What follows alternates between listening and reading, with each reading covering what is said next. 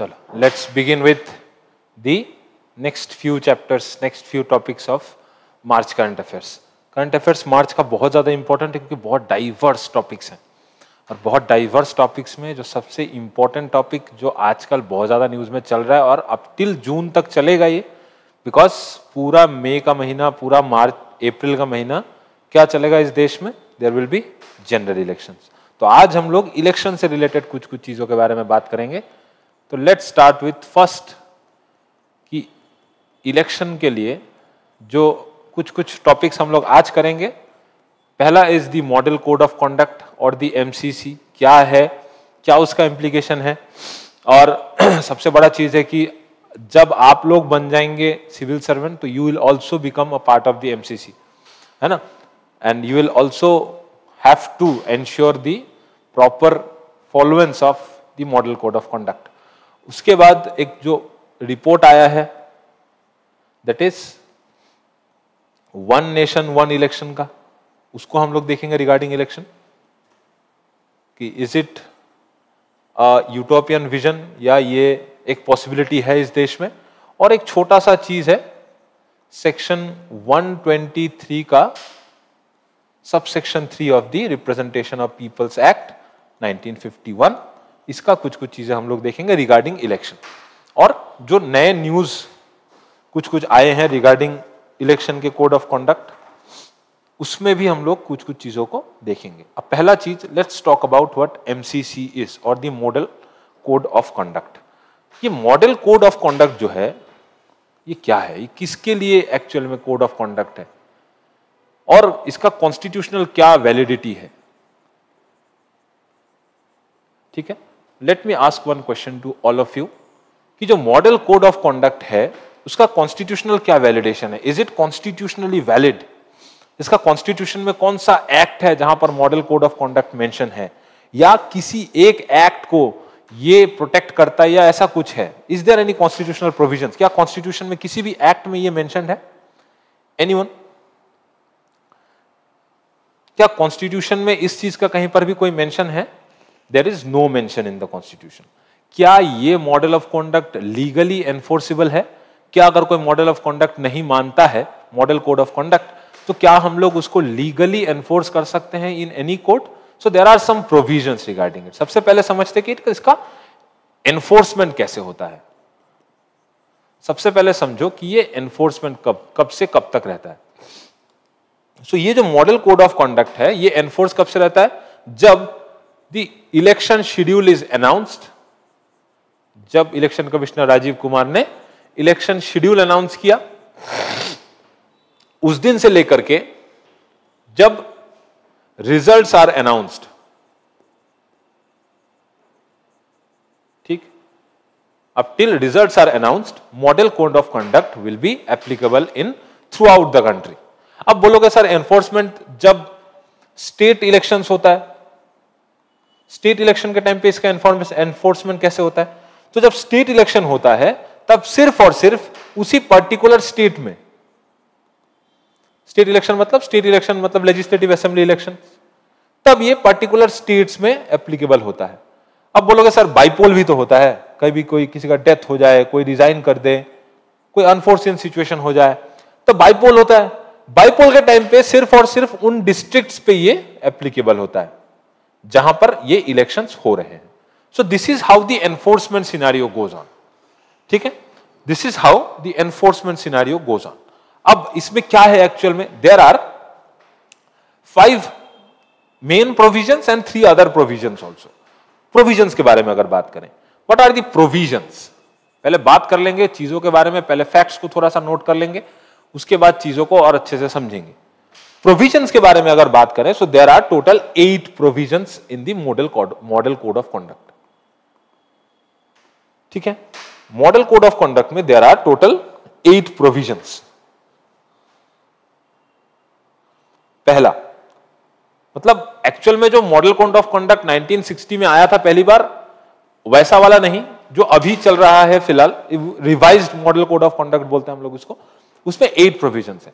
8 provisions में जो part 1 है, it deals with the general good behaviour of candidates and parties. So it pertains to candidates and parties.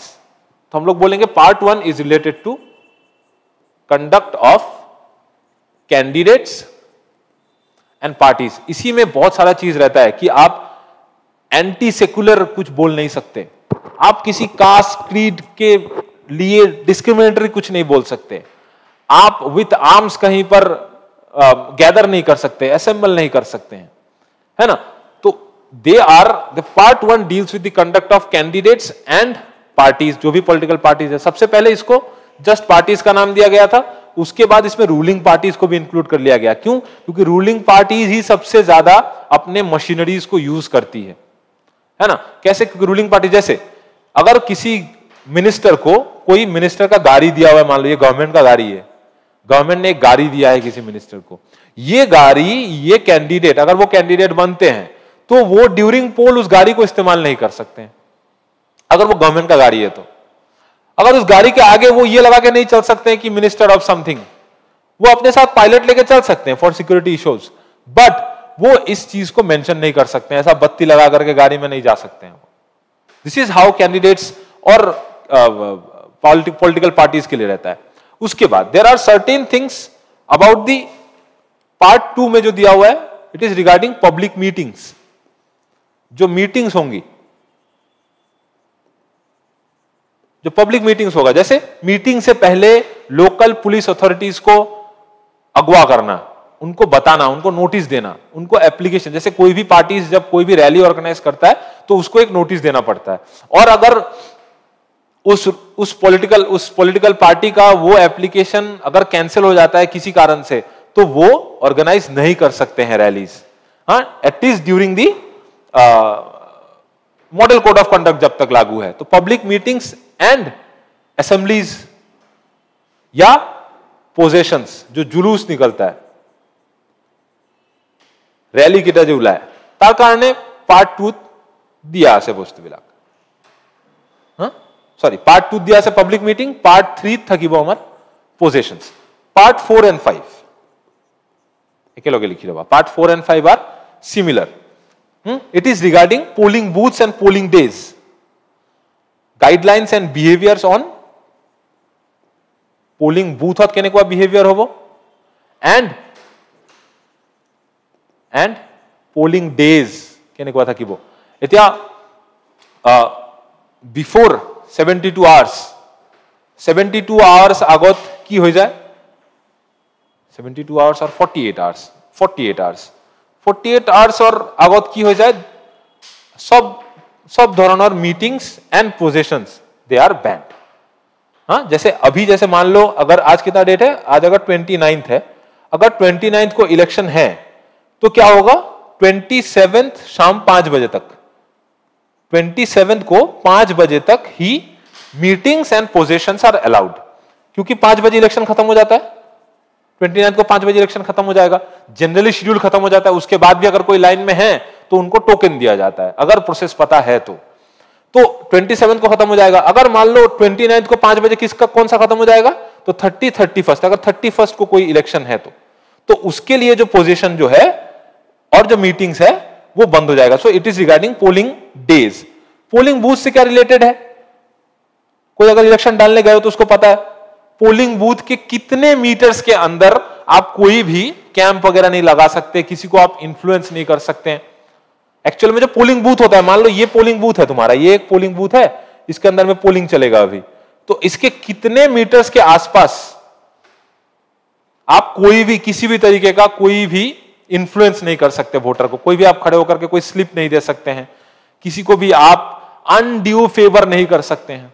कितने metres के अंदर कोई भी अगर वोट डालने गया होगा तो उसको ये बात बहुत अच्छे से पता होगा। I like to listen from you guys. Vote দিব গৈছা, সবিতা চাগে দিব গৈছা, সবিতা কিমান ডিস্টেন্সত থাকে? নাই স্যার, দিয়া নাই। অস্মিতাই দিয়া নাই, প্ৰিয়াও দিয়া নাই, মই গম পাম। প্ৰিয়া দিছা ভোট? নাই। হৈনাশ্ৰী দিছা না? ভোট দি পাইছা কেতিয়াবা? নাই দিয়া স্যার। অঞ্জলি দিছা নে? অঞ্জলি চাগে দিছা। এইবাৰ ইলেকশ্যন যেতিয়া প্ৰচেছটো চাবা, গোটেই প্ৰচেছটো ভালকে চাবা। অঞ্জলি দিছা? চাবা 100 মিটাৰ্ছৰ ভিতৰত এটা মাৰ্কিং থাকিব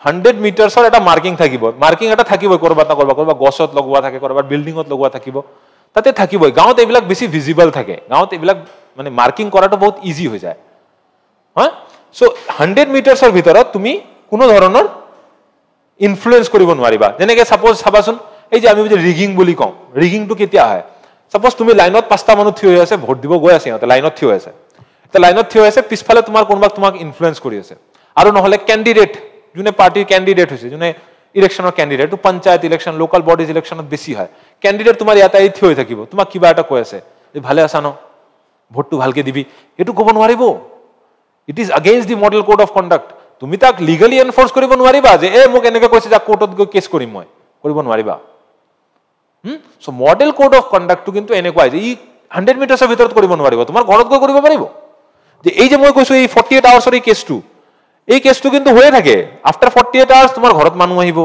যে ভোটটো দে ভালকে দিবি বাইদেউ সো এনেকুৱা এইবিলাক চলি থাকে সো 100 মিটাৰছ টু হৈছে পোলিং বুথৰ আমাৰ মার্কিং যে তার ভিতৰত কিন্তু এই 100 মিটাৰছলৈকে আমি ক'ব পাৰো যে it is actually my polling booth ঠিক নাও পার্ট 6 আৰু 7 ত কি থাকে পার্ট 6 7 8 ত ধৰি লবা যে তাতে কি থাকে देयर आर অবজারভার্স যেবিলাক থাকে আমাৰ নাও তোমালোকে যেতিয়া অফিসারস হৈ যাবা কোনোবা দিন you will also become an observer তাতে ডিরেকশনস বিলাক দিয়া থাকে 6 7 8 ত 6 7 আৰু 8 ত ডিরেকশন থাকে for observers appointed by election কমিশনের যেটা আমার অবজারভার্স অ্যাপয়েন্ট করা থাকে কোৰ পৰা লয় আমাৰ যেটো স্টেট মেশিনারিজ থাকে তাৰ পৰা লয় বিডিও কোনোবা এসিএস অফিসার থাকিব বেসিক্যালি এসিএস অফিসাৰৰ পৰা লোৱা হয় observers will be appointed by the election commissions now how they will deal with the complaints this is what complaints bilak jahibo ahi thake complaints je sir amar yate manuhe amar ghorot poster mari goise suppose tumi konoba party favorot asa belek party tomar ghorot poster mari gole tumi kintu observer complain koriba pariba aru observer number tumi online ote pai jaba ajikali online ote observer number bilak di die now complaints restrictions যেবিলাক দিয়া থাকে restrictions for actually restrictions are given for party in power ত থাকা party বিলাকৰ কাৰণে restriction দিয়া থাকে তাতে আৰু তাৰ লগতে কি থাকে some guidelines that are মানে ইয়াতে দিয়া থাকে যে গাইডলাইনস কেটা ফলো হৈ আছে না নাই now ইয়াতে যে গাইডলাইনস কেটা দিয়া আছে এই কেটা ফলো হৈ আছে না নাই as the duty of observer এই কেটা ফলো কৰি আছে না নাই they are given in the part 6 7 and 8 of the model code of conduct ঠিক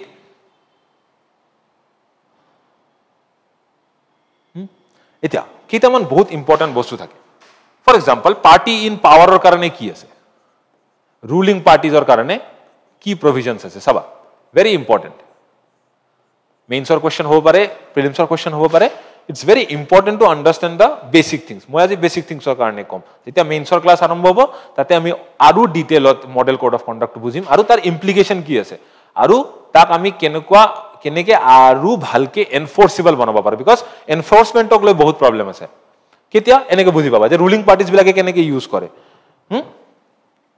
মিনিষ্টাৰ্স বিলাক থাকিব মিনিষ্টাৰ্সক কি কোৱা আছে minister not two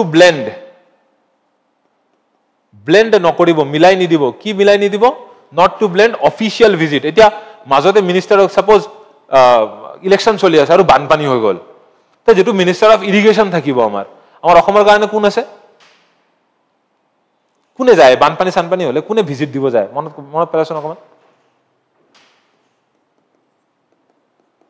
mister Hazarika Piyush Hazarika যায় তাতে now minister not to blend official visit with election purpose with election activities তাৰ লগত কিন্তু ব্লেন্ড কৰিব নোৱাৰিব যে মই এতিয়া উলাইছো গাড়ী লৈ মই এতিয়া অফিচিয়াল কামতে উলাইছো কিন্তু গৈ মই কিবা এটা মিটিংত গৈ আছো এনেকে কিন্তু কৰিব নোৱাৰিব আৰু মিনিষ্টাৰ আৰু এটা কি কৰিব নোৱাৰিব ইউটিলাইজ অফিচিয়াল ৰিসোর্সেস গাড়ী ইউজ কৰিব নোৱাৰিব মোবাইল ইউজ কৰিব নোৱাৰিব These are all part of the model of code of conduct. যে মিনিষ্টাৰে যেবিলাক তার ফেসিলিটিজ আছে he cannot use those things now party in পাৱাৰৰ কাৰণে কি আছে যে দে কেনট এডভাৰটাইজ এতিয়া আমি কি কৰিব গভৰ্ণমেণ্টে কি কৰিব নোৱাৰিব গভৰ্ণমেণ্টৰ যেবিলাক এড আছে ইমান দিন অসম চৰকাৰ যেবিলাক চলি আছিল সবা এই কেইদিনমান বন্ধ থাকিব এটো অসম চৰকাৰো বন্ধ থাকিব ভাৰত চৰকাৰো বন্ধ থাকিব অসম চৰকাৰে যদি কিবা দিয়ে he will give it in the name of Bharatiya Janata party সিমিলাৰলি যদি ওয়েস্ট বেঙ্গল গভৰ্ণমেণ্টে কিবা এতিয়া যদি এড কৰিব লাগে যে আমি এই ইমান কাম কৰাইছো মানুহক দি আমি ৰাস্তাটো বনাইছো আমি মানুহক ইলেক্ট্ৰিচিটি আনি দিছো they will advertise it in the name of Trinamool Congress same happens in the case of Assam as Bharatiya Janata Party ইহতে কিন্তু অসম চৰকাৰ ভাৰত চৰকাৰ এই কথাটো ক'ব নোৱাৰিব এতিয়া ঠিক মানে advertise and campaign এইটো কৰিব নোৱাৰিব on public funds পাব্লিকৰ পইচা দি এই বস্তুটো এতিয়া কিন্তু কৰিব নোৱাৰিব this is one thing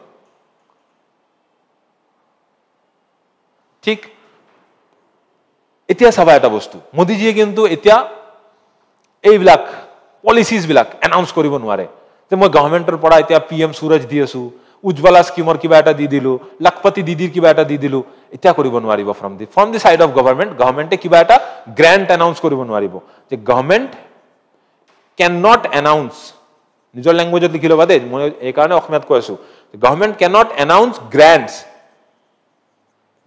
দিব নোৱাৰিব এতিয়া grants দিব নোৱাৰিব financial grant announce কৰিব নোৱাৰিব গভৰ্ণমেণ্ট cannot announce grants কিবা এটা গ্ৰান্ট দি আছো কাৰোবাক কিবা এটা ইনফ্ৰাষ্ট্ৰাকচাৰ ৰোড বনাই দিম মই এতিয়া গভৰ্ণমেণ্টে এটা ক'ব নোৱাৰিব যে মই কিবা এটা ৰোড শট বনাই দিম এতিয়া এটো ক'ব নোৱাৰিব ঠিক হৈ গল এতিয়া সাপোজ আমাৰ এই আইটিএ মাছ খোৱা আছে ইম্পৰ্টেন্ট বস্তু সবা এতিয়া আইটিএ মাছ খোৱা এটা আছে সাপোজ কলাক্ষেত্ৰ আছে জ্যোতিচিত্ৰ বন আছে these are all government properties তো এতিয়া তো গভৰ্ণমেণ্টে ক'ব পাৰে যে মই আমাৰ হেৰি কংগ্ৰেছক এই জ্যোতিচিত্ৰ বন নিদিওঁ কলাক্ষেত্ৰ নিদিওঁ আইটিএ মাছ খোৱা নিদিওঁ একো কনফাৰেন্স কৰাৰ কাৰণে মই নিদিওঁ এটো কিন্তু হ'ব নোৱাৰে the thing is কি পাব্লিক স্পেসেস মানে যেটো সরকারি space must be open for use by all political parties public spaces যেবিলাক থাকিব they will be used by all political parties ঠিক এতিয়া হৈ গল এটো পোলিং বুথ হৈ গল রুলিং পার্টির কথাটো হৈ গল পোলিং বুথত কোনে এন্টার কৰিব পাৰিব না নাই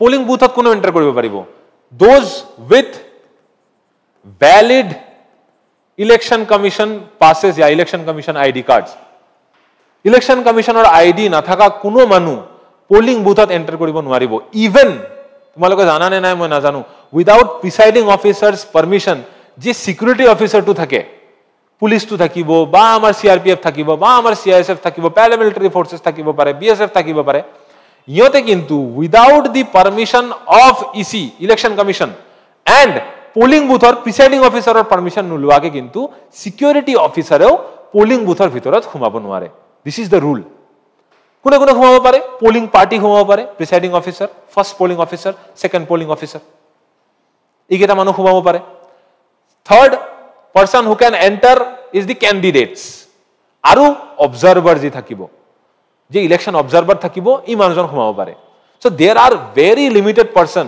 aru tumi khumabo pariba when you are asked to enter to poll your vote etu time ote tumi enter koriba pariba thik polling booth hoise ei to case hoi gol model code of conduct etia problem to code arise hoy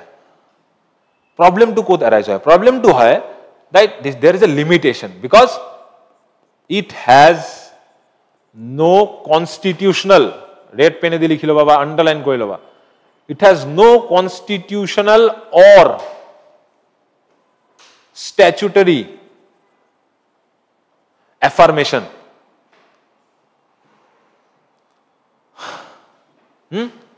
या validation कुछ भी बोल सकते हो इसका कोई भी constitutional या कोई भी स्टैट्यूटरी एफर्मेशन नहीं है इसके पास कोई भी स्टैट्यूटरी या कॉन्स्टिट्यूशनल एफर्मेशन इसके पास नहीं है, so it works as a it limitation, इसका एनफोर्स करने में लिमिट होता है।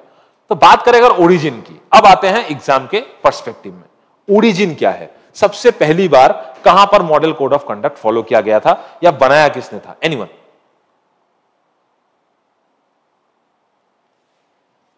किसने बनाया था? एनी आइडिया कहां पर सबसे पहली बार यूज किया गया था, अगर जानते हो तो?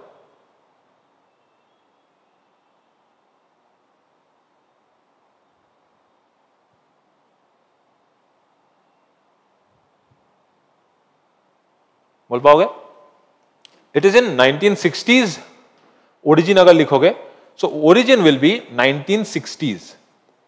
1962 में पहली बार लागू हुआ था, और 1960s में जो केरला गवर्नमेंट था या केरला का जो स्टेट इलेक्शन था, स्टेट लेजिस्लेटिव असेंबली इलेक्शन, वहां पहली बार मॉडल कोड ऑफ कंडक्ट नहीं, there is something called the code of conduct. ये किसने बनाया था? लोकल अथॉरिटीज और जो पॉलिटिकल पार्टीज थे, उन्होंने एक कोड ऑफ कंडक्ट वहां पर बनाया। एक्सपेक्टेड, केरला जैसा ही स्टेट बना सकता है ऐसा, ठीक। नाउ 1960 का असेंबली इलेक्शन, उसके बाद ऑल ओवर इंडिया में पहली बार 1962 का जो जनरल इलेक्शन था लोकसभा के लिए, वहां पर पहली बार वाइड स्प्रेड यूज हम लोगों ने इसका देखा, और इलेक्शन कमीशन ऑफ इंडिया ने पहली बार इसको यूज किया इन द ईयर 1960, ठीक है।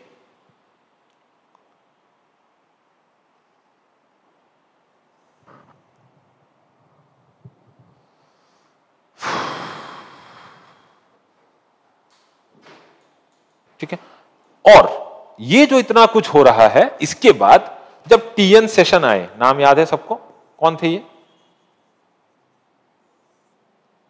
He was the most famous election commissioner of India. ये जो वोटर कार्ड को लेकर के आजकल इतना वो है कि जिसके पास कार्ड होगा सिर्फ वही वोट डाल पाएगा, ये वाला काम शायद अगर टीएन सेशन ना होते तो ये पॉसिबल नहीं होता है। ममता बनर्जी भी वन ऑफ दोज पर्सन जिन्होंने पार्लियामेंट में भी बार बार इस बात को उठाया था कि नो कार्ड नो वोट, जिसके पास एपिक कार्ड नहीं है वो वोट नहीं डाल सकता है। तो टीएन सेशन जब आए थे तो उन्होंने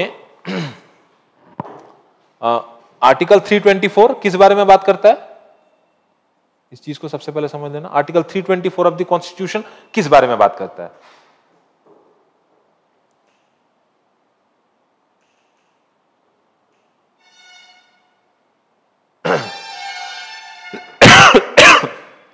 बोल पाओगे? Supervising and conducting the election.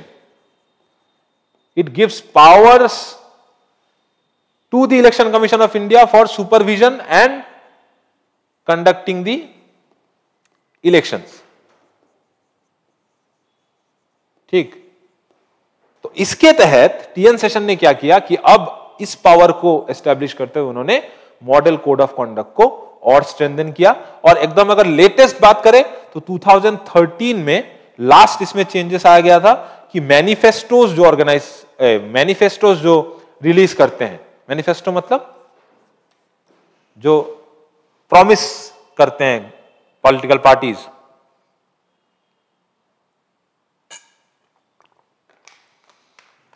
जिसको कहा जाता है इश्तिहार, है ना, जो उर्दू टर्म है दैट इज इश्तिहार।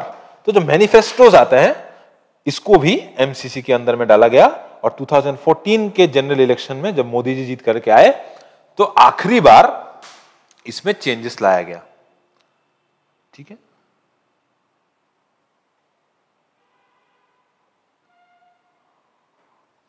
प्रॉब्लम्स बहुत है, कोई मानता है नहीं मानता है, इसको लेकर के प्रॉब्लम्स तो बहुत है, ठीक है।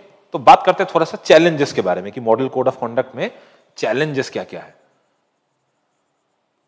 चैलेंजेस ये है कि लीगल एनफोर्समेंट मेरे पास नहीं है। पहला challenge must be that legal enforcement, या एनफोर्समेंट को लेकर के चैनल की मेरे पास एनफोर्समेंट करने के लिए कोई लीगल प्रावधान नहीं है कि मैं इस एक्ट के तहत आपको मना कर रहा हूं। क्या एनफोर्समेंट में ऐसे लिख सकते हो कि लैक ऑफ स्टैट्यूटरी या constitutional backing, lack of statutory backing, lack of statutory powers नहीं है, उसकी वजह से क्या होता है, एनफोर्स नहीं कर पाता है।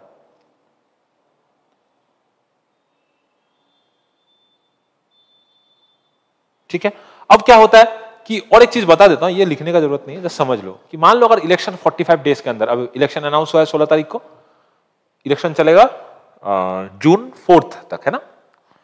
तो 16 से लेकर के 4 ऑलमोस्ट इधर 16 14 इधर 4 उधर 18 और इधर 30, तो लगभग 45 टू 48 डेज 50 डेज के अंदर में इलेक्शन खत्म हो जाता है। तो उसके बाद जुडिशियल प्रोसेस काम क्या ही काम आएगा। मान लो कहीं पर रिगिंग हो गया है, इलेक्शन तुमने करवा लिया है, वहां कोई माल प्रैक्टिस कर रहा था, तुमको कोई इन्फ्लुएंस कर रहा था, अब तुम उसको लीगली कहीं पर भी पकड़ नहीं सकते ना। उसने किया, तुमने वोट डाला, वो जीत गया, एमपी बन गया, फिर तो वही जयकांत शिकरे, है ना। तो ये प्रॉब्लम होता ही है एनफोर्समेंट को लेकर के, जबकि कुछ कुछ प्रावधान हैं, जैसे फॉर एग्जांपल आईपीसी का कुछ कुछ धाराएं, सीआरपीसी का कुछ कुछ धाराएं, और रिप्रेजेंटेशन ऑफ पीपल्स एक्ट के कुछ कुछ चीजों में हम लोग उसको पकड़ सकते हैं। फॉर एग्जांपल जो जिसके बारे में मैं आज बात करूंगा थोड़ा सा, दैट इज 123 का 3 दैट टॉक्स अबाउट कि ब्राइबरी नहीं कर सकते, मतलब करप्ट प्रैक्टिसेस के बारे में, है ना, जिसको लेकर के इंदिरा गांधी भी फंस गई थी कि इलाहाबाद हाईकोर्ट ने जब बताया था कि इंदिरा गांधी ने 123 का 3 का वायलेशन किया है because she use some corrupt practices to win the election. ये नहीं कर सकते आप। फिर आप रिप्रेजेंटेशन ऑफ पीपल एक्ट के अंदर में आपका कैंडिडेट भी कैंसिल हो सकता है, आप जीत के भी फिर आपको अपना सीट खोना पड़ सकता है। इंदिरा गांधी के केस में जैसा हुआ था, है ना, 1975 जून, ठीक है 1975 जून, हाँ 12 जून 1975 आई थिंक, मैं डेट भूल रहा हूं। आईपीसी के कुछ कुछ ऐसे हैं, जैसे आप किसी भी सेक्ट के अंदर, किसी भी कास्ट के अगेंस्ट, किसी भी सेक्स के अगेंस्ट, किसी भी जेंडर के अगेंस्ट आप कुछ नहीं बोल सकते हैं, आप डिस्क्रिमिनेटरी चीजें नहीं बोल सकते हैं, that is under IPC. CrPC के अंडर में आप चूड़ी चगाड़ी नहीं कर सकते हैं, आप स्मगलिंग नहीं कर सकते हैं, आप भले ही कैंडिडेट हो तो आपका ये मॉडल कोड ऑफ कंडक्ट क्या हो जाएगा, इनवैलिड हो जाएगा ना फिर। तो एनफोर्समेंट में लैक ऑफ स्टैट्यूटरी बैकिंग है, इसीलिए जो एनफोर्समेंट है वो सही तरीके से हो नहीं रहा है यहां पर, ठीक है, सही तरीके से हो नहीं पा रहा है। एक दूसरा प्रॉब्लम, दूसरे प्रॉब्लम के बारे में अगर बात करें तो इसमें प्रॉब्लम दूसरा है कि लिमिटेड स्कोप। आजकल के जमाने में यह बहुत ज्यादा इंपॉर्टेंट है, आज के दिन में लिमिटेड स्कोप क्यों है? इलेक्टोरल फंडिंग को लेकर के वो कुछ बोल पाएगा क्या, पैसा कहां से आ रहा है? मॉडल कोड ऑफ कंडक्ट में इस चीज का कोई मेंशन नहीं है। ये जो इलेक्टोरल बॉन्ड्स का बात आया था तब ईसीआई को ध्यान में आया गया, अच्छा ये तो गलत है। फिर भी क्या है, लिमिट जो है वो 20,000 तक कर दिया है। यूनानिमस डोनेशन 20,000 तक, 20,000 रुपए तक तुम यूनानिमस डोनेशन ले सकते हो लोगों से, नाम भी बताने का जरूरत नहीं है। आफ्टर 20,000 हो जाएगा, किसी पार्टी को अगर कोई डोनेट कर रहा है 20,000 से ज्यादा तो उसको पैन नंबर चाहिए, आधार नंबर चाहिए, ये सब चाहिए। उससे नीचे तो कर ही सकते हो, 19,999 कर दो किसी को, उसके नीचे आराम से कर सकते हो। हाँ, सोशल मीडिया में जो उसका यूजेस होता है, जो हेट स्पीचेस होते हैं, उसको एड्रेस नहीं कर पाएगा ये, इसके पास ऐसा लिमिटेड स्कोप है इसके पास। इसलिए तो इस बार राजीव कुमार जब बात कर रहे, राजीव कुमार प्रेस कॉन्फ्रेंस में, तब उन्होंने बार बार यही बात कहा है कि हेट स्पीच को रोकने के लिए हमें मीडिया का हेल्प चाहिए। अब मीडिया खुद चिल्लाता रहता है उल्टा पुल्टा चीज, है ना, तो इसमें यह तो पॉसिबल नहीं है, ठीक है। दूसरा, लिमिटेड टाइम। लिमिटेड टाइम मतलब कि इलेक्शन प्रोसेस का टाइम है, उसके पहले या उसके बाद में करूं। मार्च 16 से पहले मोदी जी, जनवरी से सोच लो एक बार क्या क्या किया उन्होंने, पागल जैसे एकदम इधर से उधर क्या कर रहे हैं, ये अनाउंस कर रहे हैं, राम मंदिर का उद्घाटन कर रहे हैं। उनको पता है इलेक्शन है, अपना मशीनरीज को मॉडल कोड ऑफ कंडक्ट लागू होने से पहले पूरा यूज करो। आसाम में आ रहे हैं, इधर जा रहे हैं, उधर जा रहे हैं, है ना, ये स्कीम अनाउंस कर रहे हैं, वो स्कीम अनाउंस कर रहे हैं, इसका पैसा बढ़ा दे रहे हैं, एमजीएनआरईजीएस का पैसा बढ़ा दे रहे हैं। एमजीएनआरईजीएस का पैसा तो मॉडल कोड ऑफ कंडक्ट लागू होने के बाद बढ़ाया है, ये तो होता ही है, उसके बाद करें। कोई मिसकंडक्ट जैसे वेस्ट बंगाल में हुआ था ड्यूरिंग लास्ट पंचायत इलेक्शन या लास्ट तुम्हारा 2021 का इलेक्शन, कितना मारपीट आफ्टर द इलेक्शन, तो वो तो मॉडल कोड ऑफ कंडक्ट में आया ही नहीं। तो लिमिटेड टाइम की वजह से भी प्रॉब्लम्स क्रिएट होते हैं। ठीक है, ठीक है। और दूसरा चैलेंज तो बहुत छोटा सा है, बट इंपैक्ट ऑन गवर्नेंस, क्योंकि जब मॉडल कोड ऑफ कंडक्ट लागू हो जाता है उसके बाद गवर्नमेंट का काम करना बहुत लिमिटेड हो जाता है ना, गवर्नमेंट कुछ अनाउंस नहीं कर पाया। तो इससे क्या होता है कि जो पॉलिटिकल पार्टीज है वो बोलते हैं कि मॉडल कोड ऑफ कंडक्ट से गवर्नेंस का जो अनाउंसमेंट या उसका फंडिंग एलोकेट करने का जो पावर है वो लिमिटेड हो जाता है, तो वो अच्छा नहीं है एक्चुअल में। तो हम लोग क्या कर सकते हैं, वे फॉरवर्ड क्या हो सकता है? सबसे पहला वे फॉरवर्ड हो जाएगा एमसीसी में कि we can strengthen the enforcement. इसको लीगल बैकिंग अगर दे दे तो, अगर कोई स्टैट्यूटरी बैकिंग हम लोग दे दें, ठीक है, तो फिर उससे मदद मिल सकता है। This is some way forward. दूसरा वे फॉरवर्ड क्या हो सकता है कि क्लैरिटी इन प्रोविजंस। कुछ कुछ प्रोविजंस जो है, जैसे मैं जो जिसने बोला कि पब्लिक रिसोर्सेज का यूज नहीं कर सकते हैं, तो जो एमएलए है वो जिस घर में रह रहा है वो भी तो पब्लिक रिसोर्स ही है। जब तक वो एमएलए हार नहीं जाता है, वो जो क्वार्टर है एमएलए क्वार्टर वो नहीं छोड़े, तो वो तो पब्लिक रिसोर्स का यूज कर रहा है। तो there is no clarity in this, है ना। अभी गाड़ी वो यूज कर रहा है, अब गाड़ी में सब ढक ढुक के वो यूज करता है, तो वो तो काम हुआ नहीं कोई चीज। ठीक है, तो इन दोनों में हम लोग एक ही चीज समझेंगे कि कोडिफिकेशन जरूरी है। कोडिफाई करना है लॉ को, मतलब एक्ट में लाना है। कोडिफिकेशन ऑफ लॉज या कोडिफिकेशन ऑफ प्रोविजंस अगर कर दे हम लोग, तो इससे हम लोगों को बहुत हेल्प मिल जाएगा। ठीक है। दूसरा, using technologies, using the technology and innovation. Technology और इनोवेशन को अगर हम लोग यूज करें तो इससे हम लोग जो हेट स्पीच है, जो सोशल मीडिया का यूजेज है, उसको हम लोग ठीक ठाक कर सकते हैं। ठीक है। दूसरा, लास्ट बोल सकते हो कि we can aware the public. Public awareness is very important. Like states of West Bengal, Kerala, यहां पे पब्लिक बहुत ज्यादा अवेयर है। तो सिर्फ ऐसा नहीं कि पॉलिटिकल पार्टीज अगर कोई मैल प्रैक्टिस कर रही है तो सिर्फ दूसरा पॉलिटिकल पार्टी ही कंप्लेन करेगा, ऐसा नहीं है। वेस्ट बंगाल में मैंने खुद देखा है, जनरल पब्लिक भी जाकर के ऑब्जर्वर्स को कंप्लेन करते रहते हैं। ठीक है। तो अल्टीमेटली डेमोक्रेटिक प्रोसेस को और इंटैक्ट रखने के लिए और एक्सटेंसिव बनाने के लिए मॉडल कोड ऑफ कंडक्ट का और भी ज्यादा एनफोर्सेबल होना बहुत जरूरी है।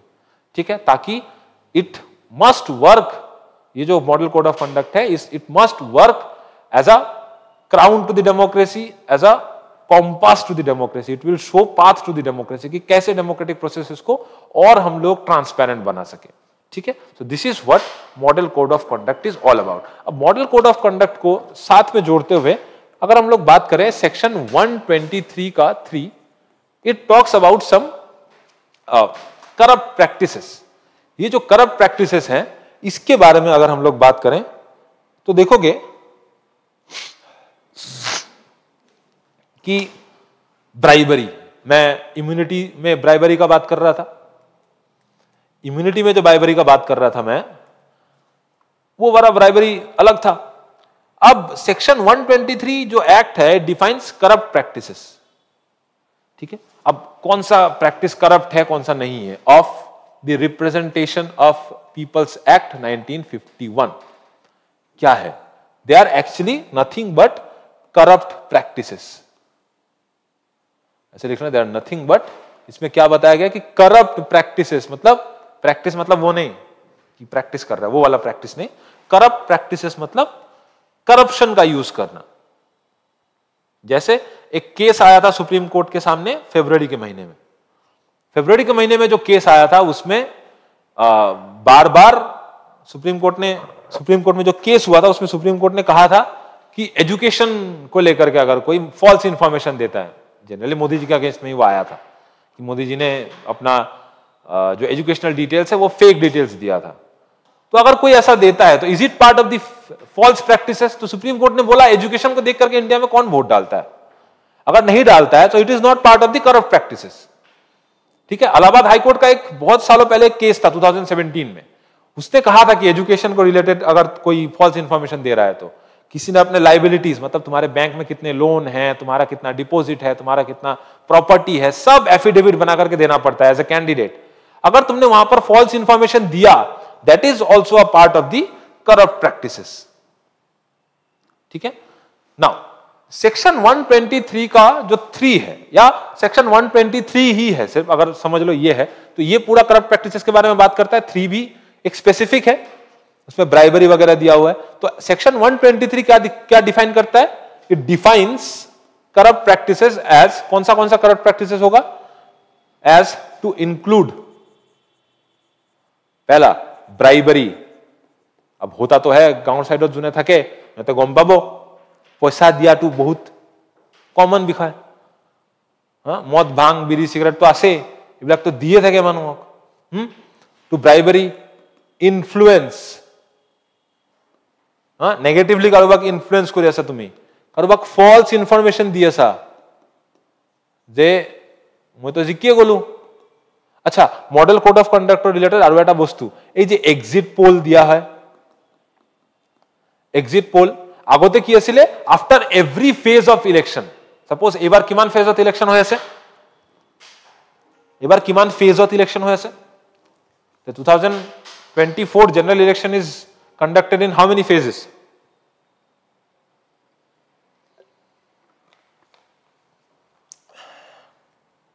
Huh? Anyone?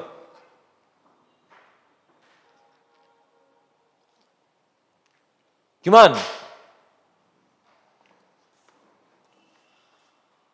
মই ক্লাসে আগতে 7টা ফেজত হৈ আছে। গুৱাহাটীত কেতিয়া ইলেকশন, ডেটটো কেতিয়া, in which date Guwahati is going to have the vote, কেতিয়া? আমাৰ অসমত কিমান ফেজত হৈ আছে? How many phases? 3টা ফেজত। কোনটো ডেটত? এটা 19 এপ্ৰিলৰ, তাৰপিছত আমাৰ ইয়াতে 7 তাৰিখে মে 7, আৰু এটা ময়ো পাহৰিছো, মোৰো মনত নাই। মোৰ ইলেকশনটো এপ্ৰিল 19ত, এইটো মোৰ মনত আছে। সো সাপোজ এপ্ৰিল 19ৰ এটা ইলেকশন আছে, আগতে কি সিস্টেম আছিল যে এপ্ৰিল 19ৰ ইলেকশন হোৱাৰ পিছত এটা এক্সিট পোল ওলায়।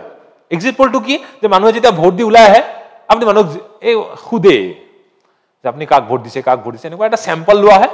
তাৰ বেচিছত এটা এজাম্পশন দিয়া থাকে যে বিজেপিয়ে ইমান ভোট পাব পাৰে, কংগ্ৰেছে ইমান ভোট পাব পাৰে, অখিল গগৈ ইমান ভোট পাব, এজিপিয়ে ইমান ভোট পাব, বিপিএফ ইমান ভোট পাব, এনেকুৱা দিয়া থাকে। তো কি হয়, তুমি যদি সাপোজ এপ্রিল 19ত এক্সিট পোল এটা দি দিলা, তাতে গম পাই আছা যে আজি 10টা সিটত ইলেকশন হৈছে, 10টা সিটত আজি ভোট হৈছে, তাতে 7টা বিজেপিয়ে জিকি আছে। তো মানুহ কি হয়, ইনফ্লুয়েন্স হৈ যায় ন। ইনফ্লুয়েন্স, এই 7টা বিজেপি দেখোন ফার্স্ট ফেজতে জিকি আছে, বাদ দিয়া, 6 তাৰিখক ময়ো গৈ বিজেপিকে ভোটটো দিম, কিয় মই ভোটটো ওয়েস্ট কৰিম, হয়নে? সো এই এক্সিট পোলটো কিন্তু এতিয়া আফটার এভরি ফেজেস ইস্যু কৰিব নোৱাৰে। কোনে কৰে এইবিলাক? নিউজ চ্যানেলস বিলাকে কৰে। সো নিউজ চ্যানেলস বিলাকে কিন্তু এক্সিট পোল এতিয়া দিব নোৱাৰে। এক্সিট পোলটো কেতিয়া হ'ব? আফটার লাস্ট ফেজ যেতিয়া ফিনিশ হ'ব। একবার কোশ্চেন খুদিছিলে প্রিলিমসত, মনত ৰাখিবা বস্তুটো, যে after the finishing of the last phase of election, June 1ৰ ইলেকশন যেতিয়া হৈ যাব, তাৰ পিছত কি হ'ব? এক্সিট পোল দিব পাৰিব। This is exit pole. আৰু ইলেকশনৰ আগত যিমান অপিনিয়ন পোল দিব পাৰে, এই অপিনিয়ন পোল বিলাক দিব পাৰিব। So there is no chances of opinion poll and exit poll. Exit পোলটো লাস্ট ফেজৰ পিছত দিব পাৰিব, and opinion poll model code of conduct লাগাৰ আগতে দিব পাৰিব, তাৰ আগতে, তাৰ পিছত দিব নোৱাৰিব। ঠিক? তো এই বস্তুটো মনত ৰাখিব লাগিব অকমান। সো আমি যেটো কৰি আছো যে ইনফ্লুয়েন্স, কাৰোবাক ফলস ইনফরমেশন দিয়া, promoting hatred, hatred amongst different caste হ'ব পাৰে, ডিফারেন্ট কাস্টৰ প্রমোশন হ'ব পাৰে, মানে ডিফারেন্ট কাস্টৰ এগেইনষ্ট মই হেট্রেড বা এনিমিটি স্প্রেড কৰি আছো, বা রিলিজন, কাৰোবাক ৰেস, কাৰোবাক কাস্ট, এইবিলাকৰ এগেইনষ্টত যেতিয়া মই কাৰোবাক ইনফ্লুয়েন্স কৰি আছো বা এটেম্প্ট কৰি আছো যে হেট্রেড প্রমোট কৰি আছো, বা হেট্রেড অর এনিমিটি, দুশ্মনী মই কৰিব নোৱাৰো, হিন্দু মুসলিম লগাই দিলো, বিহাৰী এছামিজ লগাই দিলো, কিবা এটা কথা কৈ দিলো, হয় নে নহয়? এইটো বহুত মানা হয় নেকি? এইটো একো মানা চানা নহয়। চ' আৰ্টিকল 123 কারাপ্ট প্ৰেক্টিচেছ বুলি কোৱা হয়, হলে ব্ৰাইবাৰী, ইনফ্লুৱেঞ্চ টু নৰ্মেল ইনফ্লুৱেঞ্চ নহয়, মই নেক্সট তাতে কৈ আছো ইনফ্লুৱেঞ্চ কেনেকুৱা ইনফ্লুৱেঞ্চ। নৰ্মেলটো ইনফ্লুৱেঞ্চ কৰে, বাট সেকশন 123 যেটো আমাৰ 2 আছে, 123(2) কি কয় যে আনডিউ ইনফ্লুৱেঞ্চ কৰিব নোৱাৰিব, যে prohibition of undue influence. Undue influence কেনেকুৱা?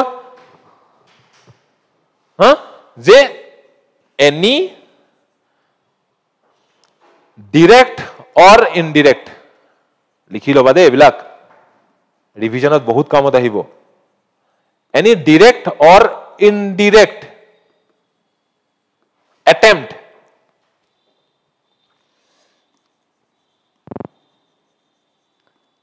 to interfere on the part of candidate, কোনো ক্যান্ডিডেটে আনডিউ ইনফ্লুয়েন্স কৰিব নোৱাৰিব। on the part of candidate মানে কোনো ক্যান্ডিডেটে আনডিউ ইনফ্লুয়েন্স কাৰোবাক কৰিব নোৱাৰিব। or not only candidate, তার লগতে তার এজেন্ট বিলাক থাকে। এভরি পোলিং মই পোলিং বুথৰ কিন্তু আৰু এটা মানুহ এন্টাৰ কৰিব, দ্যাট ইজ পোলিং যেটো আমাৰ ক্যান্ডিডেট থাকিব তাৰ এজন এজেন্ট থাকে ইন এভরি বুথ। যদি ই দিব পাৰে, সৰু সৰু পাৰ্টি বিলাকে সব বুথত এজেন্ট দিব নোৱাৰে, বাট এটা পোলিং এজেন্টও থাকিব ইন এভরি ক্যান্ডিডেট। এভরি পাৰ্টিৰ এজেন্ট চাবা, তোমাৰ চিনাকি কোনোবা, তোমাৰ ঘৰৰ ওচৰৰে কোনোবা বহি থাকিব তাতে, তোমাক চাই হাঁহি মাৰিব তাতে, তুমি তাক ভোট দি আছা নে নাই। ঠিক ঠিক candidate against the right to vote, right to vote or against তাক ইনফ্লুয়েন্স কৰিব নোৱাৰিম, মানে তাক যাক ইচ্ছা তাক ভোট দিব, মই ইনফ্লুয়েন্স কৰিব নোৱাৰিম। কেনেকে? বহুত কিবা কিবি হ'ব পাৰে, যেনেকে কাৰোবাক মই তাৰ ঘৰৰ কাৰোবাক মই কিডনেপ কৰি লৈছো, এক্সপালশন কৰি আছো, তাক মই থ্ৰেটছ অফ ইনজুৰি দি আছো, মানে মাৰিম তোক যদি মোক ভোট নিদিয়া, এইবিলাক মই ক'ব নোৱাৰিম। তা এনেকুৱা কৈ দিম যে তোমাক তই যদি এতিয়া মোৰ পাৰ্টিক ভোট নিদিয়া তোক সামাজিকভাৱে মই বহিষ্কাৰ কৰিম, মানে সমাজৰ কোনো তোক ভাল নাপাব, এইবিলাক মই কৰিব নোৱাৰিম during election. This is part of the corrupt practices. Undue influence আমি কৰিব নোৱাৰি। আৰু তাতে 4ত দিয়া আছে, 123(4)ত দিয়া আছে যে আমি ফলছ ইনফৰমেশ্যন পাব্লিক মানে কৰিব নোৱাৰো। এনেকুৱা যে কিবা এটা বেলেগ ক্যান্ডিডেট আছে, তাৰ এগেইনষ্টত কিবা এটা বনাই চনাই কিনে ষ্টৰি ভিডিঅ' চিডিঅ' দি দিলো। এইকাৰণে এটা বস্তু পঢ়িবা, ইলেকশ্যন এণ্ড AI। মোদী আমাৰ হেৰিতো আজিকালি চলি আছে এইটো বহুত নিউজত, ইলেকশ্যন এণ্ড AI, বিকজ এই যে ডিপ ফেক গম পোৱা কি হয়? কিবা এটা ভিডিঅ' তাত মই কিবা এটা ভয়েস বহাই দিব পাৰো বেলেগৰ, কিবা এটা ফেচ এটা বহাই দিব পাৰো। ভয়েস আৰু ফেচ যদি বহাই দি, মই যেনেকে এই ইউক্ৰেইনৰ জেলেনস্কিৰ যে ভিডিঅ'টো ভাইৰেল হ'ল, তাতে ই সাৰেণ্ডাৰ কৰি আছে বুলি এটা ভিডিঅ' ভাইৰেল হ'ল, তাতে কি আছে এনেকুৱা লাগে যেন জেলেনস্কিয়ে কৈ আছে, ভয়েসটো জেলেনস্কিৰ নিচিনা। তো ইলেকশ্যন এণ্ড AI এই বস্তুটো ইউজ কৰি মই ফলছ ইনফৰমেশ্যন স্প্ৰেড কৰিব পাৰো। It will be also taken under the representation of people's act. মই কি কৈছো, representation of people act is enforceable in court. ঠিক এই কাৰণতে এইবিলাক কৰিলে he can be disqualified as a candidate and as a MP or an MLA or a legislature, कुछ भी है, जीतने के बाद भी उसका डिस्क्वालिफिकेशन हो सकता है। ठीक है, बहुत सारे केसेस हैं, केसेस का नाम लिख लो, important cases regarding representation of people's act and corrupt practices, that is Abhiram Singh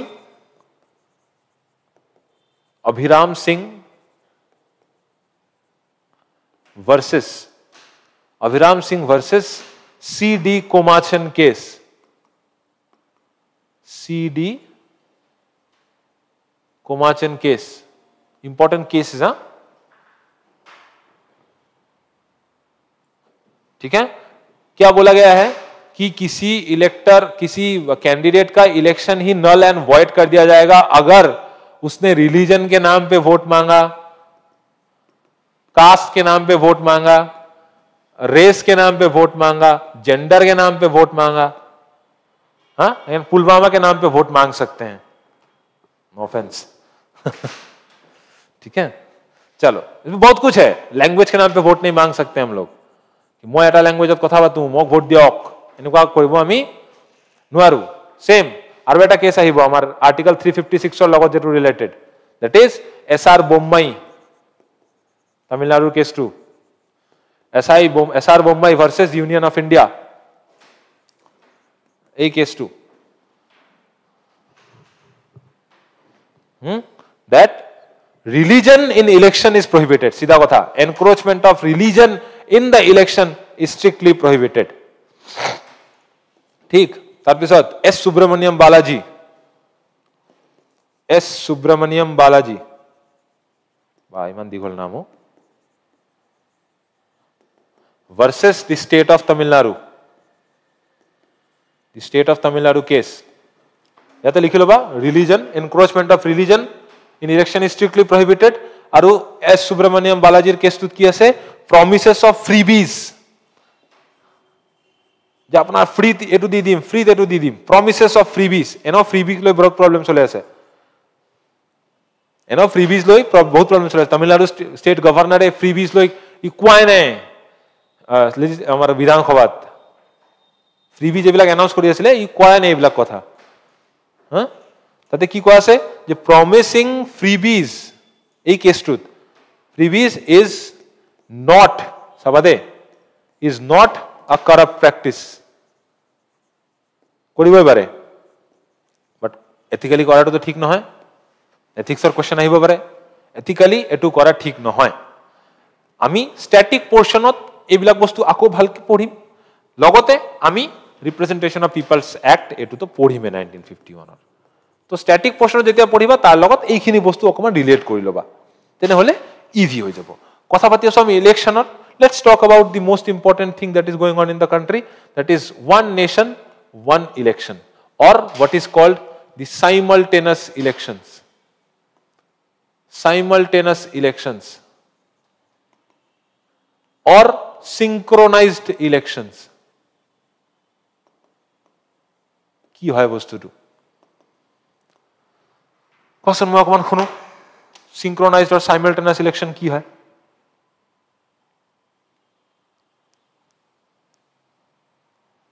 কোৱা, কোনোবাই কোৱা মোক, মই ফাইলটো ওলাও।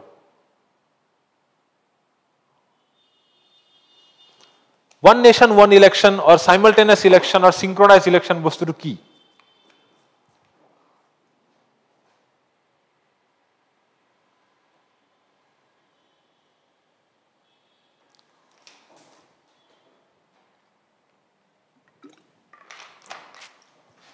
কোৱা কোনোবা এটা। সব স্টেটত বেলেগ বেলেগ ইলেকশন হয়, কেইদিনমান আগত যেনেকৈ ৰাজস্থান সিহঁতৰ হৈ গ'ল, আগতে অসমত তেনেকৈ এবাৰতে ইলেকশনখিনি হ'ব। সো এবাৰতে ইলেকশনটো হলে কিবা ভাল নে বেয়া, আপোনালোকৰ কি মন্তব্যটো কি? ভালো আছে বেয়াও আছে, পইচাটো কম খৰচ হ'ব। পইচাটো কম খৰচ হ'ব, সিহঁতৰ 5 বছৰটো নহবই যদি এনেকে হয়, কিছুমানতো 5 বছৰ নহবই, তো তেনেকে আকৌ ইলেকশন পাতিব লাগিব, তো নিমিলে না। चलो सो बात करते हैं एक कमिटी के बारे में। कुछ दिन पहले एक कमिटी फॉर्म हुआ था, a high level committee was formed under the chairmanship of the our former president Ramnath Kovind ji. तो it is also called the Kovind committee on one nation one election. ताते बहुत मेम्बर आছিলে। এটা কোভিন কমিটি এটা রিপোর্ট সাবমিট কৰিছে প্রেসিডেন্টক, দ্রৌপদী মুর্মুক। সেপ্টেম্বৰ 2023 আমাৰ এই কমিটিটো ফৰ্ম কৰা হৈছিলে to study about the feasibility of one nation one election. Now আমাৰ ইণ্ডিয়াত ওৱান নেশ্যন ওৱান ইলেকশ্যন কেতিয়াবা হৈ পাইছেনে? কেতিয়াবা হৈছেনে এনেকুৱা? আমাৰ এক্সাম্পল আছেনে নাই এনেকুৱা যে ওৱান নেশ্যন ওৱান ইলেকশ্যনটো আচলতে কি? তেনেহ'লে কৈ দিওঁ একবাৰ, তাৰপিছত তুমি ক'ব পাৰিবা যে আগতে হৈছে নে নাই। আমাৰ লোকসভাৰ ইলেকশ্যন হয়, জেনেৰেল ইলেকশ্যন যাক আমি কওঁ, Lok Sabha general election plus state legislative এসেম্বলিৰ ইলেকশ্যন প্লাছ লোকাল বডিজৰ ইলেকশ্যন একেলগে ইণ্ডিয়াত পচিবল নে? লোকাল বডিজক তুমি 3টা ভোট দিয়া, স্টেট লেজিসলেটিভ এসেম্বলিত তুমি 1টা ভোট দিয়া, জেনেৰেল এসেম্বলিক 1টা, টোটাল 5টা ভোট দিব পাৰিবানে একেলগে? মাথা ঘূৰাই নাযায়?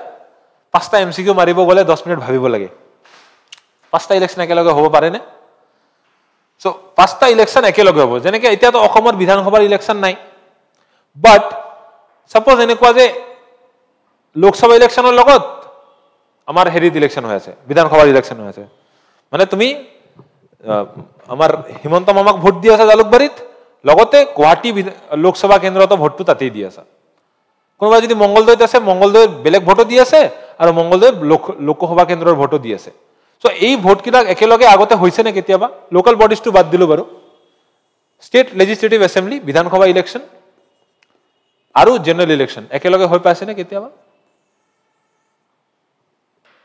কি লাগে আপোনাৰ প্ৰেসিডেন্ট আছে না নাই এনেকুৱা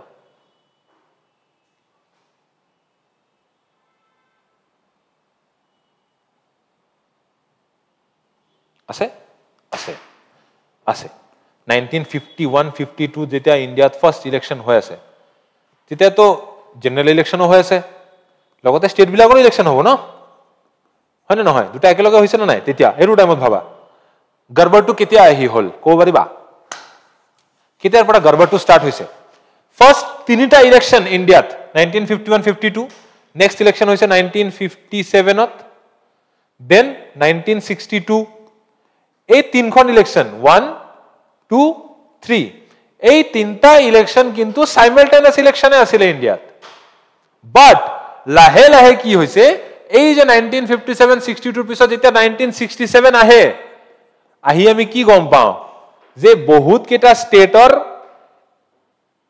নো কনফিডেন্স মোশনে দি বা বেলেগ স্টেট মেশিনারি ইউজ কৰি কিনে বা স্টেট ইমার্জেন্সি ইম্পোজ কৰাৰ পিছতো ডিসলিউশন কৰি দিয়া গৈছে ডিসলভ কৰি দিয়া গৈছে কি লেজিসলেটিভ এসেম্বলি তাৰ কাৰণে কি হৈছে যে টাইমলি টাইমটো এটা কি টাইম দিয়া আছে আর্টিকেল 83 কি কয় আর্টিকেল 83 আৰু article 172 what does it talks about anyone article 83 আৰু 172 কি কয় the tenure of government tenure of union government is 5 years tenure of state government is 5 years এতিয়া এটা ইলেকশন হৈ যোৱাৰ পিছত নেক্সট ইলেকশন হোৱাৰ মাজত আমি 5 ইয়ার্স লাগিব মানে এটা গভর্নমেন্টৰ টেনিয়ৰ আমাৰ 5 ইয়ার ম্যাক্সিমাম 5 ইয়ার্স মাজতে যদি কিবা এটা কাৰণতে সাপোজ আমাৰ পাৰ্লিমেন্ট আমি হাং পাৰ্লিমেন্ট হৈ আছে আমাৰ পাৰ্লিমেন্টটো ডিসলভ কৰি গল বা আমাৰ লেজিসলেটিভ এসেম্বলিটো ডিসলভ হৈ গল কিবা এটা কাৰণে হ্যাঁ যে বাহিৰৰ পৰা কিবা ইহঁতে বনাব পৰা নাই কোয়ালিশন বা পাৰ্টিৰ পৰা বহুত মানুহ ওলাই গল তো এনেকে কি হয় আৰু একবাৰ ইলেকশন হ'ব লগা হয় যেনেকৈ ঝাৰখণ্ডত হৈ আছিল ইমান দিন ঝাৰখণ্ডত ইমান দিন এনেকৈ হৈছিল 4 বছৰ যায় ইলেকশন হ'ব লগা হয় আৰু 3 বছৰ যায় আৰু ইলেকশন হ'ব লগা হয় সো প্ৰবলেমটো এইখন ক্ৰিয়েট হৈ যায় যে তেতিয়া ডিসলভ হোৱাৰ পিছত 1967 ৰ পিছত কিন্তু আৰু সাইমালটেনিয়াস ইলেকশনটো ভাৰতত আমাৰ দেশত পসিবল হ'ব নোৱাৰিলে পসিবল হ'ব নোৱাৰিলে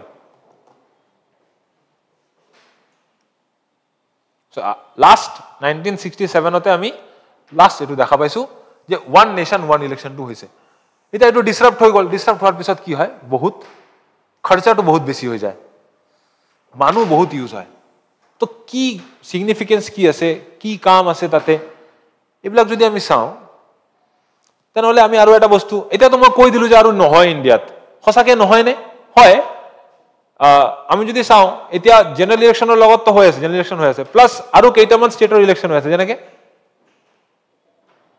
কো পাৰিবা আৰু কেইটামান ষ্টেটৰ ইলেকশন হৈ আছে এতিয়া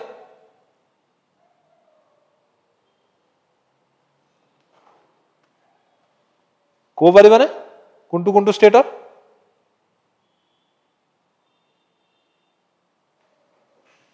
কোৱাচোন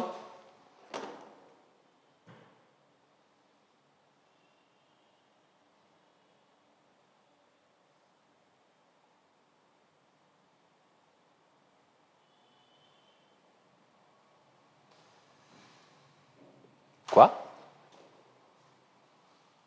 মই পাহৰি গৈছো মই চাই আছো এই কাৰণে let's see wait there are 4 states that are going into elections now there are 4 states in India that are going into elections along with the general election lokosabha electionৰ লগতে আমাৰ বাকি বেলেগ ইলেকশ্যন কিটাও একেলগে হ'ব যেনেকে চাবা ওয়ান নেশন ওয়ান ইলেকশ্যনটো কিয় possible তাৰ কাৰণ এটা আছে it's a very nice thing যে কিয় পসিবল নহয় আমি তো এনেও কৈ দিওঁ যে এইটো পসিবল নহয় বুলি but it is somewhat possible যে এতিয়া আমাৰ ইয়াতে বেলেগ আৰু বহুত কেইটা হেৰিৰ ইলেকশ্যন হৈ আছে 2019তো হৈছে 2024তো হৈ আছে আমাৰ যে জেনাৰেল ইলেকশ্যনৰ লগত আৰু বহুত আমাৰ এনেকুৱা ষ্টেটছ আছে যাৰ ইলেকশ্যনটো একেলগে হ'ব লাইক আন্ধ্ৰ প্ৰদেশৰ ইলেকশ্যন হ'ব উৰিষ্যা অৰুণাচল প্ৰদেশৰ কেছটো শুনিছানে দুটা 14 ক্যান্ডিডেটস applied for 2 seats লোকসভাৰ দুটা সিট আছে অৰুণাচল প্ৰদেশত তাতে 14 ক্যান্ডিডেটস দুটা সিটৰ কাৰণে and Sikkim so Andhra Pradesh Arunachal Pradesh Odisha and Sikkim these 4 states will go on election with the general election to saita state amar hoy gol keidin man agote aru election gol ko pariba kuntu state beshi din to hua nai 6 months hua nai sage kuntu state or election goal very near to the election schedule mane general election or logot bahut near koasun kedin man agote election goal Rajasthan Madhya Pradesh Telangana Chhattisgarh Rajasthan Madhya Pradesh Telangana Chhattisgarh aru amar north east to konoba election hoise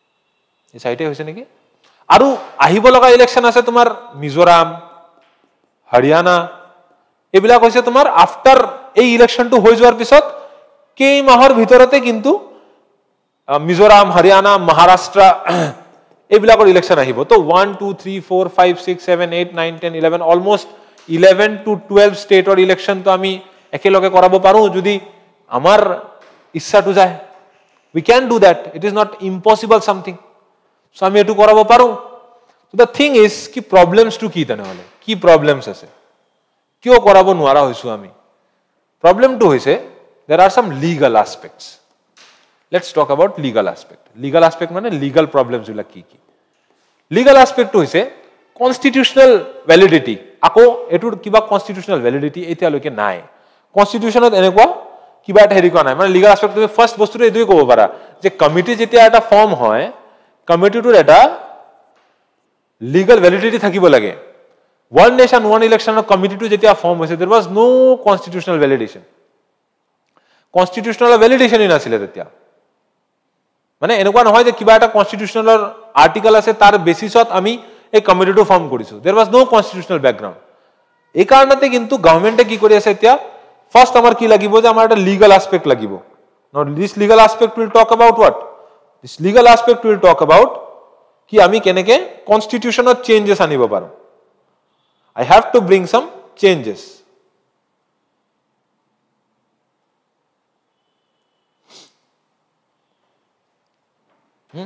যেনেকে amendments are needed এনেকে লিখি লব পাৰা যে amendments are needed to the constitution আৰু amendments কৰাৰ কাৰণে এতিয়া because it will also impact the federal system তেনেহলে আমাৰ 50% at least state ratification লাগিব বুলি ইয়াতে কোৱা আছে then আমি ইয়াতে 50% state ratification আমি ইয়াতে expect কৰো so amendments are needed to the constitution with 50% state ratification তেনেহলে কি হ'ব আমি এই ফেডারেল স্ট্রাকচারটো এনফোর্স কৰিব পাৰিম ভালকে because it will impact the federal structure এটো এটা ইকোনমিক অ্যাসপেক্টস আছে এই ইলেকশনটো এটা ইকোনমিক ভাল আছে বেয়াও আছে ভালটো কি ভাল ইকোনমিক অ্যাসপেক্টটো কি that it will reduce the expenditure এনেকুৱা হলে এক্সপেন্ডিচার বহুত কমি যাব ক'ব পাৰিবা যে ইলেকশনৰ কাৰণত ইন্ডিয়াত 1 ইয়াৰত কিমান পইচা যায় on an average 5500 crores কিমান ৰাস্তা কিমান ঘৰ সৰ বনি যাব 5500 crores ইমান এক্সপেন্ডিচার হয় for just one election in the country. ঠিক নাও আৰু এটা কথা ইকনমিক এসপেক্টৰ লগতে আৰু এটা বস্তু ইউজ হৈ যাব যে আমি যদি বেয়াটো কওঁ তেনেহলে বহুত যে কমিব এনেকুৱা নহয় because to increase the infrastructure build কৰাৰ কাৰণে আকৌ আমাৰ খৰচাটো আহি যাব কিন্তু but it will be a one time expenditure কিয় কাৰণে ইভিএম কিনিব লাগিব আমাৰ ভিভি প্যাটস কিনিব লাগিব what do you mean by VVPATs VVPAT কাক কওঁ আমি what is the full form of VVPAT what is the full form of VV প্যাট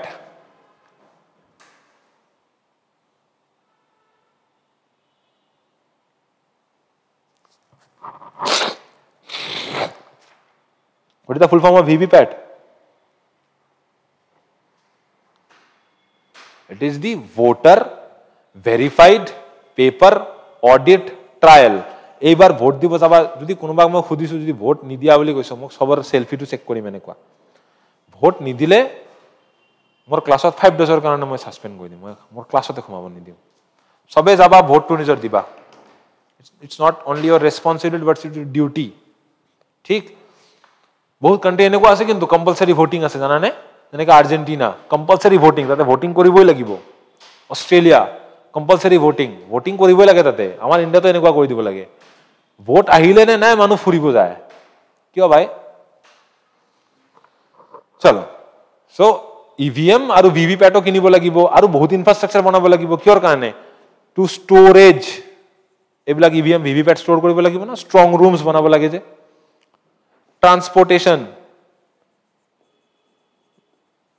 এইবিলাক ভালকে বনাব লাগিব সো আলটিমেটলি আমাৰ reduce expenditure but this will be one time expenditures তাৰ পিছত আৰু 5 ইয়াৰ্ছত ইউজে নহয় হয় না নহয় এইবিলাক ইউজ হৈ থাকিব আচ্ছা there are some logistical aspects also যে কথাবিলাক কলো মই লজিস্টিক মানে ইনফ্ৰাষ্ট্ৰাকচাৰ লাগিব মোৰ ট্ৰান্সপোৰ্টেশন লাগিব ষ্টৰেজ লাগিব এতিয়া আৰু কেইটামান এডভান্টেজেস যদি তুমি কোৱা এডভান্টেজেস আহিব যে it will boost voter turnout মানে টোটাল কিমান ভোটাৰ্স আহিব এই ভোটাৰ টাৰ্নআউটটো কিন্তু আমাৰ ইনক্ৰিজ হ'ব কিহেদি it will boost the voter turnout কিহৰ যে একেলগে ভোট হলে বেছি মানুহ ভোট দিব voter turnout মানে টোটাল কিমান পোলিং হৈ আছে কিমান মানুহ ভোট দি আছে it is called the voter turnout so it will boost the voter turnout যে মানুহ বাৰে বাৰে ভোট দিব নিবিচাৰে তেনেহলে কি হ'ব আমাৰ যেটো ভোটাৰ টাৰ্নআউট থাকিব আৰু মোবিলাইজেশন অফ ৰিসোৰ্সেস বহুত ইজি হৈ যাব যেনেকে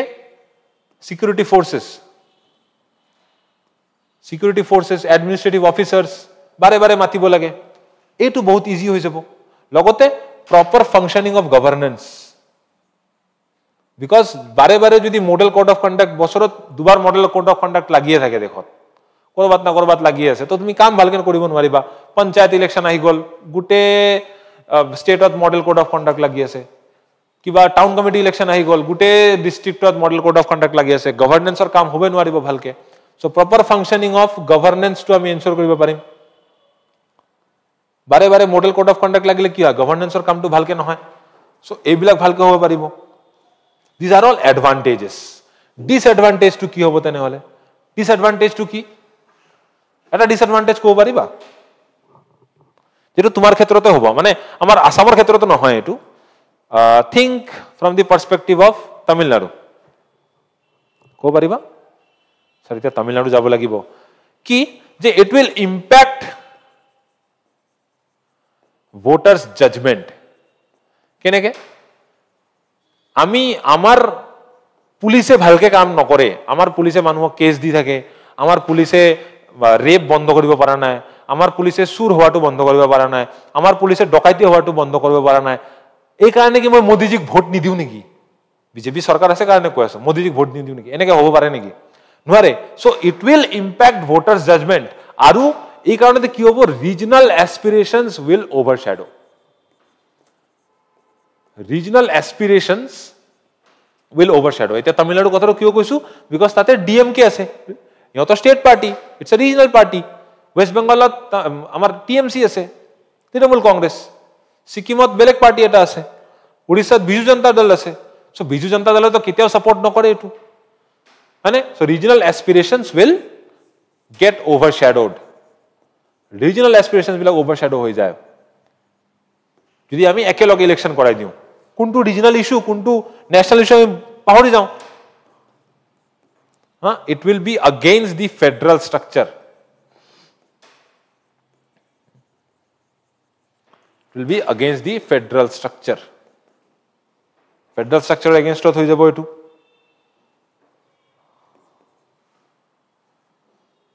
আৰু ইকোনমিক এক্সপেন্ডিচাৰৰ কথাটো কৈছো, আৰু বহুত থাকিব, আৰু বহুত ডিসএডভান্টেজেস আছে। আমি যদি ডিটেইলত পঢ়ো, there are many disadvantages like reduce accountability, গভর্নমেন্টৰ accountability কমি যাব, হয়নে নহয়? গভর্নমেন্টে ভাবিব যে আফটার 5 ইয়ার্স এ ইলেকশন দেখুন, তে 4 ইয়ার্স লৈকে যি কৰা কৰো, লাস্ট 1 ইয়াৰত খেলি দিম, হয়নে নহয়? এটা কি হৈ থাকে যে একবাৰ এটা ইলেকশন আহিল, স্টেট ইলেকশন, এনেকুৱা নহয় যে নেক্সট আৰু 5 বছৰ পিছতে ইলেকশন আহিব, নহয়, মাজতে একবাৰ লোকসভা ইলেকশন আহি যাব, তাৰ পিছত আকৌ একবাৰ পঞ্চায়ত ইলেকশন আহিব। তো বাৰে বাৰে ইলেকশন আহি থাকিলে কি হয়, leaders are bound to be accountable, হয়নে? তো এই কেসবিলাক অকমান ভাবিব লাগিব। So these are all এডভান্টেজেস,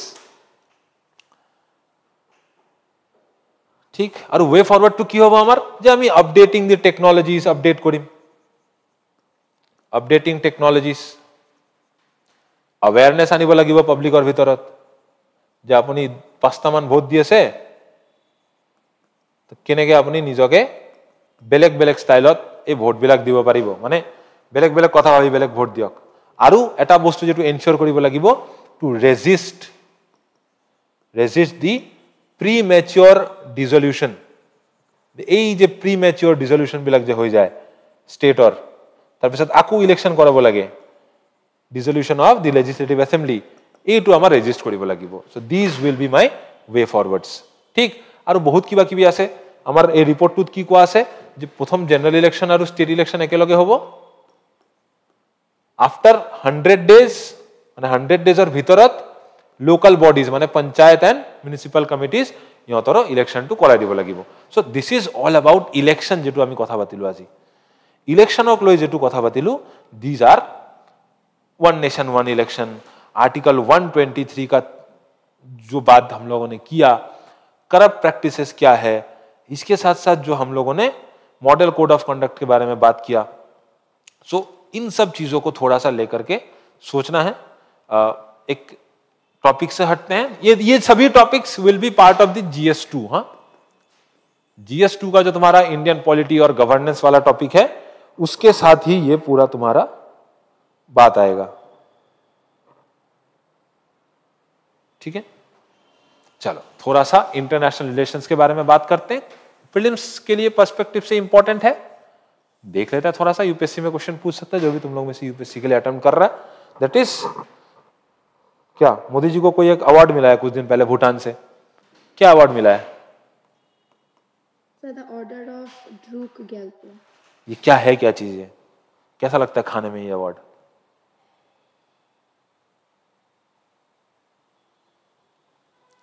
What do you mean by Gyalpo? Gyalpo का मतलब क्या है?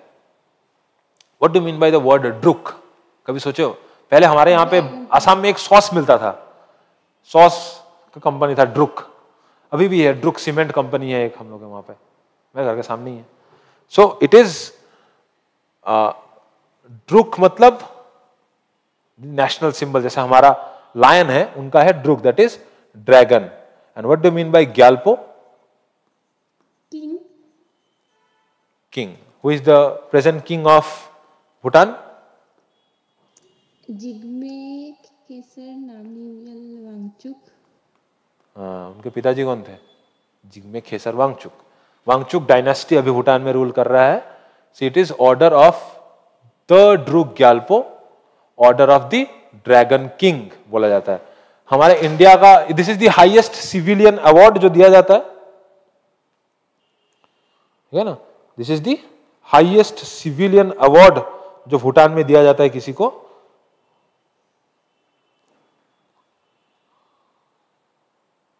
ठीक है, इंडिया में ये इसका लिख लेना कि this is the highest civilian award,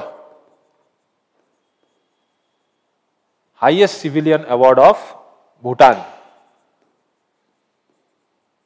it is the highest civilian award of Bhutan. किनको मिला है? प्राइम मिनिस्टर नरेंद्र मोदी जी को ये अवार्ड दिया गया है। किन्होंने दिया है? भूटान के राजा his majesty mister Jigme Khesar Namgyel Wangchuck ने। थिम्पू में एक वो आया उसमें दिया गया है ओकेजन में, ठीक है। तो ध्यान रखना इसमें, it is the highest, India का हाईएस्ट सिविलियन अवार्ड क्या है? भारत रत्न। हाँ, ठीक है, it is the Bharat Ratna. तो भूटान से उनको ये वाला चीज मिला था, अवार्ड जो है भूटान गवर्नमेंट ने उनको, he was conferred with this few days back. एक चीज सोचते हो, मॉडल कोड ऑफ कंडक्ट में देश के बाहर तो मॉडल कोड ऑफ कंडक्ट नहीं है, वहां तो मोदी जी ही है। तो दिमाग अगर घूमे तो बहुत कुछ कर सकता है कोई, ठीक है ना। चलो थोड़ा सा बात करेंगे, ज्यादा नहीं, थोड़े स्टैटिक चीजों के बारे में बात करेंगे अबाउट दी GS3 पर्सपेक्टिव में भी, और इसका कुछ कुछ पर्सपेक्टिव GS1 में भी तुमसे पूछ सकता है regarding the human development index. कौन पब्लिश करता है human development index? Who publishes human development index? कौन करता है?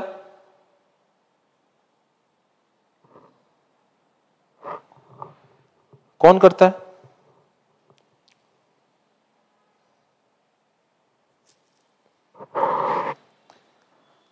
Look, it is published by the United Nation Development Program.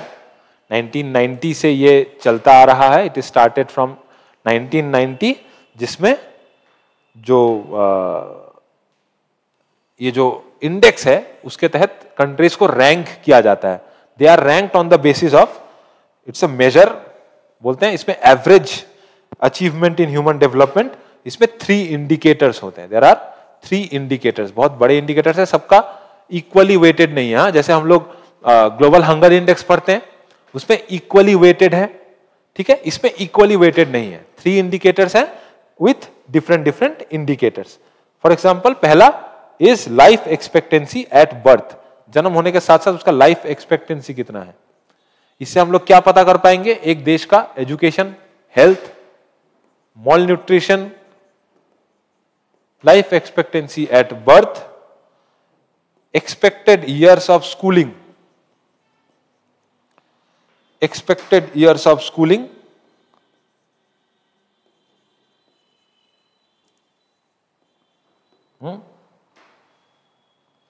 या हम लोग बोल सकते हैं मीन ईयर ऑफ या average year of schooling, mean years of schooling.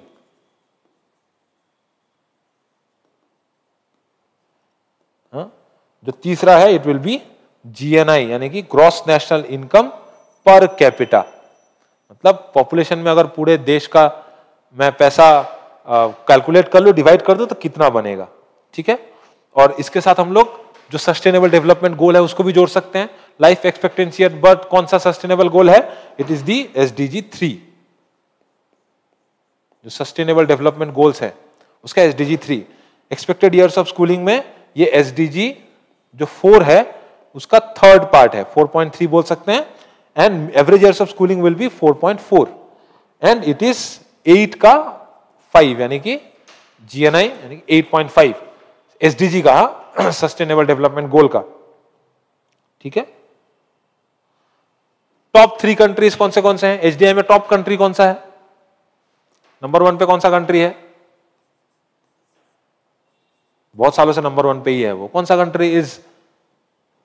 Cricket world cup जीता नहीं वो कंट्री, फुटबॉल वर्ल्ड कप जीता, क्रिकेट वर्ल्ड कप जीता वो कंट्री। ऐसा कंट्री है क्या कोई क्रिकेट में बहुत अच्छा है? कुछ $5 ट्रिलियन का इकोनॉमी है क्या वो country? Which country is the highest in HDI?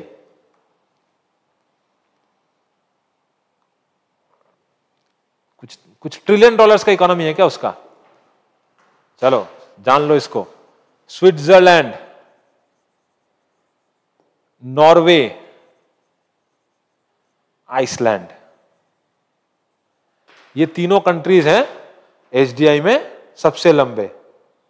मतलब इसका है 959 शायद, इसका 966, हाँ इसका 977, मतलब 0.0 से लेकर 1 का स्कोर होता है, उसमें ये है स्कोर इनका, ठीक।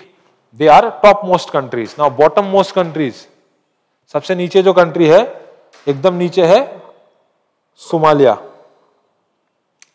इट इज सोमालिया, मतलब नीचे से first is Somalia, south Sudan, एकदम newest country in the world, and central African republic. ठीक है, दे आर. इसके बारे में डिटेल में पढ़ेंगे हम लोग एचडीआई, क्या इंप्लीकेशन है इंडिया को लेकर के, बट मैं स्टैटिक कुछ पोर्शन आज बता देता हूं. ठीक है, कौन सा कंट्री, एक बात बता सकता हूं, एक मजेदार क्वेश्चन, कौन सा कंट्री का एचडीआई रैंक नहीं निकलता है? दो कंट्रीज हैं, एक तो मोनाको है, मोनाको इज अ कंट्री जिसका नहीं निकलता है, इसका रैंक में नहीं आता है. दूसरा कौन सा? Any idea?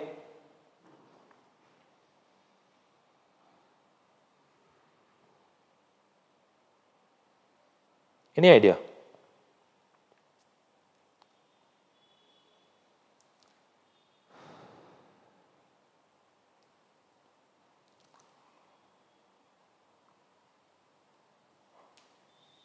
हाँ, गेस करो ना, कुछ गेस करो. डीपीआर के, नॉर्थ कोरिया, उसका नहीं निकलता है. ठीक है, अच्छा, इंडिया के बारे में बात करें. इंडिया का रैंकिंग इज 134 आउट ऑफ कितने कंट्रीज? Out of 193 countries. ठीक है, इंडिया भी पीछे से ही कुछ रैंक में आया होगा, समथिंग 59 रैंक पीछे से. ठीक है, और इंडिया का स्कोर बढ़ा है थोड़ा सा, इंडिया का स्कोर बहुत ज्यादा बढ़ा है, बट क्या है इसमें जो इंडिकेटर्स आया था उसमें जो लाइफ एक्सपेक्टेंसी एट बर्थ जो था, इट इज इंडिया का जो है, इट इज 67.7 ईयर्स. 67.7 ईयर्स, जो कि पहले 62.7 ईयर्स हुआ करता था. एवरेज स्कूलिंग का जो पीरियड है, एक्सपेक्टेड ईयर्स ऑफ स्कूलिंग या mean schooling years, mean schooling is 12.6 पर इंडिविजुअल या पर पर्सन. 12.6 ईयर्स पर पर्सन का एक मीन स्कूलिंग ईयर है. और इसके साथ साथ अगर देखो तो जो जीएनआई है, जो ग्रॉस नेशनल इनकम है, दैट इज $6951. मतलब देश का जो इनकम है, अगर gross national income per capita अगर देखें, सो इट इज 6951. सभी में इंक्रीज है, इंडिया का इंक्रीज हुआ है, परफॉर्मेंस बेटर हुआ है बाकी सालों से, but India is still the 134th country in the HDI. Next कुछ क्लासेस में जब इकोनॉमी के क्लासेस करोगे, इन्हीं सब चीजों के बारे में हम लोग सर जब क्लासेस लेंगे, सर एचडीआई के बारे में बात करेंगे तुम लोग से इन डिटेल कि क्या उसका क्या मतलब इम्प्लीकेशन क्या है इन दी इकोनॉमी. ठीक है, कुछ टॉपिक्स जो मैंने ग्रुप में देकर के रखा है, फॉर एग्जांपल जो पुष्पक मिशन है, जो थर्ड पुष्पक मिशन, यानी कि जो इसरो का जो इसरो ने जो प्राइवेट पार्टनरशिप किया है फॉर रॉकेट्स, वो एक जो डीएसआर पैडी कल्टीवेशन है, डायरेक्ट सोन राइस, या जिसको हम लोग ब्रॉडकास्ट मेथड भी बोलते हैं, उसके बारे में थोड़ा पढ़ोगे. एक अता पका बर्ड सेंचुरी है, उसके बारे में पढ़ोगे. एक बस्टर्ड को लेकर के, इंडियन बस्टर्ड को लेकर के कुछ न्यूज है, उनको थोड़ा सा देख लेना. ऑपरेशन इंद्रावती, कहां से लोगों को रेस्क्यू करने के लिए किया गया है, इस बार क्वेश्चन आया है एपीएससी में. ऑपरेशंस को थोड़ा याद रखना है.